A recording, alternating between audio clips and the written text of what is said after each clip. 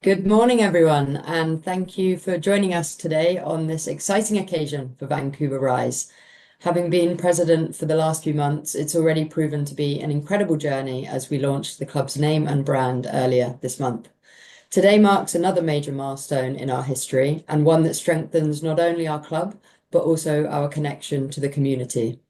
It is my absolute pleasure to announce that we have a new partner and owner at Vancouver Rise, someone who needs no introduction in the world of soccer, a true legend of the game, a trailblazer for women in sport, and someone that Vancouver is incredibly proud to call one of our own, Christine Sinclair.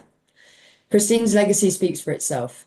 As one of the greatest soccer players of all time, she has inspired generations of athletes around the world. But what makes this moment even more special is the deep personal connection Christine has with our city and our community. Being from the same town, she shares our roots, our pride, and our vision for what women's soccer can achieve in Vancouver. Her decision to become an owner in Vancouver Rise shows her dedication to the future of women's sports and specifically her belief in the Northern Super League. We have the opportunity to create a lasting impact, not only on the field, but in the lives of young girls who dream of playing at the highest level. Our partnership with Sync comes at an instrumental time for our club. As we look ahead to our 2025 season launch in April, this collaboration underscores our commitment to elevating women's soccer and solidifying Vancouver Rise as a key player on both the national and international stage. We're committed to enhancing the experience for our players, our fans, and our community, and we're excited about the opportunities her ownership will bring. Christine, we are honored to have you as part of this journey with us. Thank you for your belief in our mission and for your ongoing commitment to empowering the next generation of athletes. Together, we know we will build something truly special. And with that, I'd like to pass over to Stephanie LeBay, our sporting director, to say a few words. Thanks, Sinead. I'm not sure I can top that. That was a pretty great intro. I think for me, when I think about Canadian soccer, Sink is the first name that comes to mind. I was lucky enough to be teammates with Sink for many, many years, and now to be teammates again in a different world is just so exciting for me. Sink has changed the game in this country, and we are where we are building this professional league set to kick off next year because of her and the trailblazing attributes that she has done throughout the years. It's not only what she's done on the field, but it's what she's done off the field, fighting for equality, fighting for attendance, fighting to have this team and the Canadian women's soccer visible to the media. Sink has pushed the boundaries of what it means to be a Canadian women's soccer player, not only in Canada, but globally. She's put our country on the map individually and as a team. And to be able to top it off with a gold medal at the last Olympic Games was just the cherry on top. I'm so excited to be working with Sync in this new realm and in this new way, and to continue to build women's soccer, not only in Vancouver, but in Canada. Sync is an exciting player, and she's going to be an exciting owner in this club. And I can't wait for the decisions that she's going to help us make moving forward to create one of the best clubs that we could ever see in this country. I'm going to pass it on now to the legend herself, Sync. Oh gosh. Thank you for that. You guys are impossible to follow. Firstly, I would just like to thank Sinead and Steph for allowing me to join them on this journey.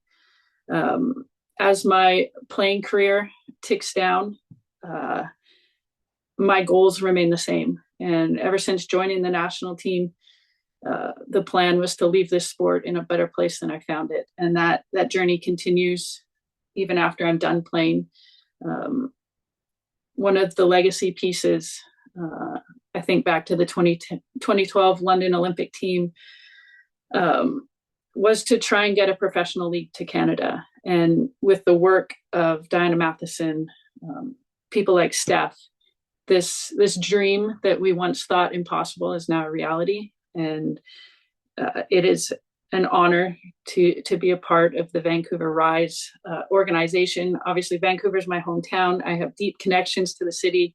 I played for the Whitecaps growing up.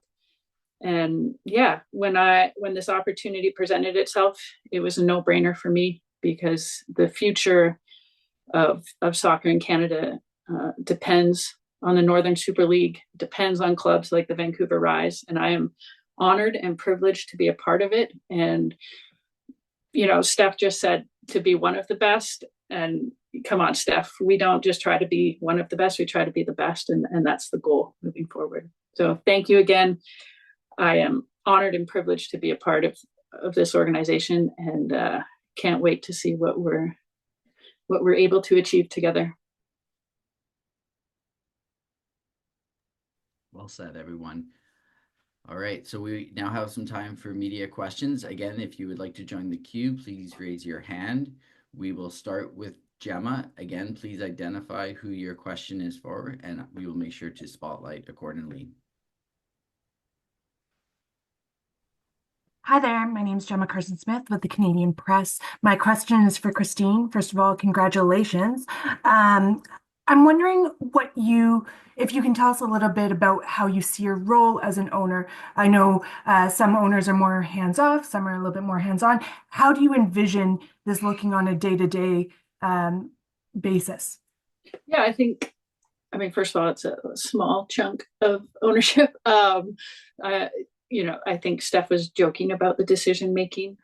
There's reasons why Sinead and Steph are in charge. But for me, I think from the outset, it's bringing awareness to the club, helping grow the club. Whatever they need from me, I'll be there to help support. I think having been a part of a startup league in the US, it's about getting the word out there, getting the branding out there, and anything I can do to help. Between now and the kickoff of the season, I'll be there. I wanted to ask about the NWSL and what lessons you learned, because you were there on the ground floor. What lessons did you learn from that you can bring to your new role?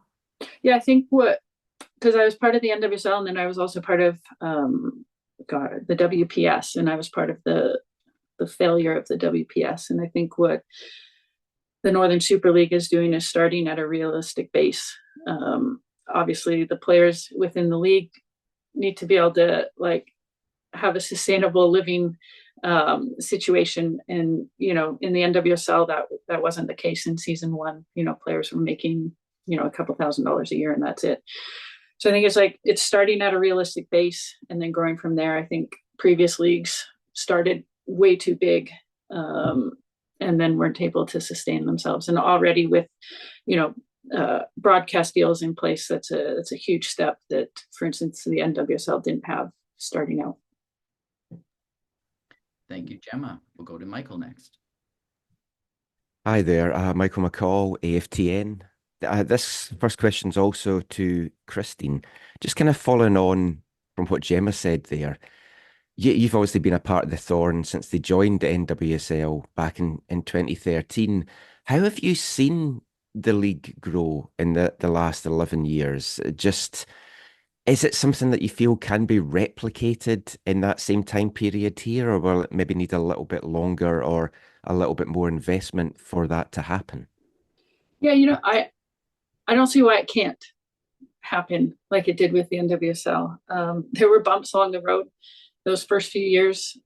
Obviously, I had the honor of playing in Portland, where things were pretty smooth and we had a good environment, but not all players had that same experience. But I think what you've seen, especially over the past 3-4 years in the NWSL, is the bottom has risen, if that makes sense. There's no clubs really being left behind, and those that will probably be soon removed from the league. But the league is in a stable place now, where it wasn't probably 5-6 years ago. So yeah, I have, you look at the geography, there's no reason why the Northern Super League can't have the same success as the NWSL, and I have no doubt. I think it will.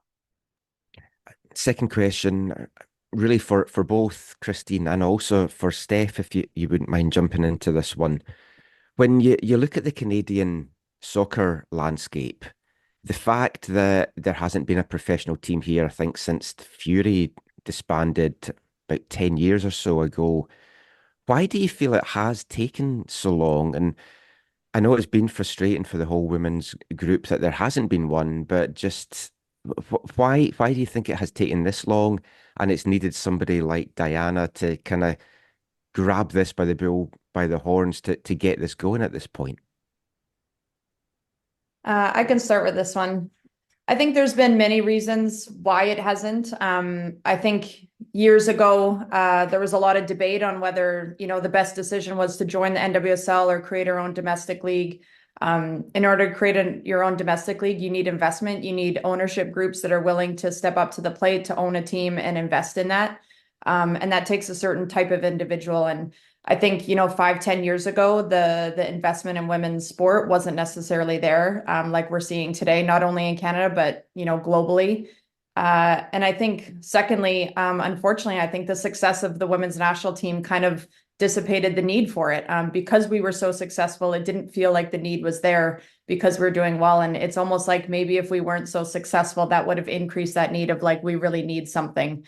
And so I think it was kind of a little bit of all of that together. Fast forward to where we are now, globally, we're seeing the investment in sport and we're seeing the return. We're seeing how important it is to continue to invest because it's not just a good decision, but it's a good business decision. We're seeing the rise in numbers. We're seeing the rise in attendance, the excitement around women's sport.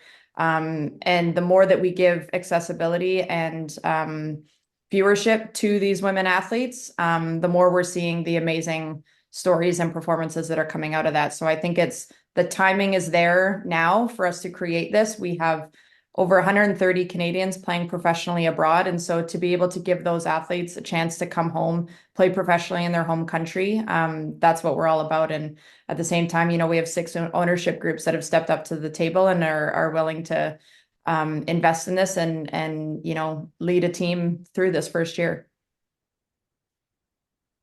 I have nothing to add because that was perfectly said, Steph. Thank you. Thank you, Michael. We will now go to Felipe, please. Hey, Felipe from Northern Tribune. This first question's for Christine. Christine, obviously we know that you're coming back to BC Place to face the Whitecaps Girls Elite Academy with Portland Thorns. Expected to be a huge occasion, you coming back to Vancouver, but now that you're involved with the Rise and likely we're going to see some connection between the Girls Academy and the Rise, how excited are you from the prospects that are coming out from this academy and the talent that's being developed there? Well, I mean, it is very exciting. I think those that tuned in and watched the academy play San Diego. I mean, these players are ready. These players just need the experience and the opportunity and a place to play. Myself, I cannot wait to come back to Vancouver. When I played my last international game at BC Place, thought that was it. So to be able to, in my last couple of weeks as a professional player, be able to bring the Thorns, the organization that I've called home for the past 11 years, to be able to bring them up to Vancouver to show off a city that I am so proud of. It's kind of like a full circle moment. I can't wait to experience it. I'm not going to take it easy on the academy players. The Thorns, it's for us, it's a game we have to win to advance into the next round. And that's our plan. Sorry. I'm sure they'll forgive you for that. My second question is to Stephanie LeVay. Steph, I guess I wanted to ask a little bit about the timeline of this. Obviously, ever since the announcement of the league and of the Vancouver team, people were already looking at the connection potentially with Christine, and even at the launch, some of the supporters groups that were there were half jokingly calling out Christine's name when you were talking about player signings. So could you talk a little bit about what the timeline was, the process that it was to get Christine into the ownership group, and if there was any conversations that started off with her coming as a player before it turned into conversations about ownership? Up until yesterday, she was supposed to be coming as a player, and then she decided she wanted to be an owner. So we had to do a quick 180 swerve on that. No, I'm just kidding. Yeah, I mean, initially, of course, Sink was, the first name that came to mind of wanting her to be a part of this team, this club. I think very quickly we found out, and I know all too well that feeling of when you're ready to retire, you're ready to retire and move on to what's next. And so it was a quick, change of direction of well, if you're not coming as a player, you know, what else can we do? How else can we get you involved? It's a no-brainer for me to have Sink a part of this club in some capacity. And I mean, to have her now as one of our owners, it's absolutely incredible. And I think is like Sink has said, like it's just continuing that legacy of leaving the game better than she found it. And so being able to work with her in this new capacity is really, really special. And you know, we'll be looking to hopefully start announcing some of our player signings coming up in the next, you know, few weeks to a month. We're in a really, really exciting place. And as Sink said, you know, we've got tons of fantastic youth coming up through our academy. There's tons of Canadian professionals that are playing abroad that are excited to come home. And to be honest, like a lot of international players are really excited to come to this league. They know what it's like to be able to come to North America. Canada is a country that a lot of internationals want to live in and want to experience. It's a really, really beautiful country, of course. And so the pull for internationals to want to come in this league and prove themselves as well is really, really high. So the interest we're seeing is fantastic, and we're excited about some of the signings that we're going to be able to announce soon. Thank you so much. Thank you, Felipe. We'll go now to Alphonsine. Hi, I'm Alphonsine Sefou from Radio-Canada in British Columbia. I'm just wondering if it would be possible to comment on the news, but in French, for those of you who can speak in French. Steph, aren't you fluent in French? Like, unfortunately, my name gives a false impression of the language that I speak. I don't know if any of us are super comfortable in French. Would you We like can to? definitely provide a quote afterwards in French, but probably not right now. Okay, no problem. And I have another question. Are there plans to become coach or manager of the club eventually for Kristen Sinclair? Oh wow. No. Obviously, just at this point, sitting in the chair I'm in right now, no. I've never truly had the like head coach calling. So it's not really something that at this point I'm interested in, especially just, you know, finishing my playing career. I do want to take a little bit of time away and just like enjoy life a little bit. And so I'm not going to throw my hat into that ring quite yet. At some point I would like to try coaching, but probably not going to start at the professional level. Probably work my way up. Thank you. Can I ask another question? Yes, you may. Okay. Where are you in the development of the Vancouver Rise FC team in terms of players, coaches, since the new season is beginning in April 2025? I could take this one. So we're, roster wise, it's filling out really nicely. We're in a good spot. As I said, we're going to be able to start to announce some player signings in the next couple of weeks to a month. In terms of a head coach, we're finalizing a contract right now. So we're in a great space with that, hoping to be able to announce that soon as well. And then just kind of in and around the football staff. My first hire was a head of player care, and I'm really excited to be able to announce that individual soon as well. It speaks to, I think, my commitment to making sure that every single player that we sign, coach, staff member, from the moment they sign their contract to when they step off the plane in Vancouver to when they leave Vancouver to whatever's next in their career, they feel valued and taken care of, and that they matter off the field. Because for me as a player, I've always believed that, the performances that we see on the pitch are not necessarily a result of what happens on the training field, but what happens off the pitch and how players feel in their everyday lives. So for us being able to kind of create that environment and hire staff that are committed to making sure that the player experience and staff experience is a positive one, and we build a great culture around the team. That's what we're really focusing on now. So we've hired some good staff behind the scenes, excited to be able to make some announcements there soon. But we're shaping up really nicely, and hopefully by the end of the year, we'll have a really clear picture of the team that'll be stepping on the field in February for preseason. Thank you. Thank you. We have time for a few more, so we'll go with Har, Colin, Spencer, and finish back with Gemma. Over to you, Har. Thank you, Nathan. My question is for Steph Eleve. It's hard, by the way. Steph, when can we expect an announcement on where the team is going to play in terms of the stadium? What's happening with that? I might defer to Sinead on this one, but I can take a little bit. We're finalizing some stadium plans now, but I'll let Sinead take this one because she's the one who's working on that stadium plan. Hey, yeah, we are continuing to finalize where our stadium will be, and we'll hope to be able to announce close towards the end of this year. Obviously, it's really important for us to have a venue that feels like home for the fans, that has the highest level of professionalism and standards for players. This is a professional league, and we want our stadium to reflect that. So we've been working with different municipalities to understand what our options are and what that stadium can look like within Vancouver and the Lower Mainland. There's a couple of different options, so we're just making sure that we take our time so that we get it right. So more to come by the end of the year.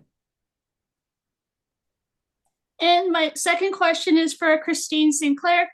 Congratulations. You mentioned small chunk of ownership. Can you put a number on that for us? Can you let us know what the percent is?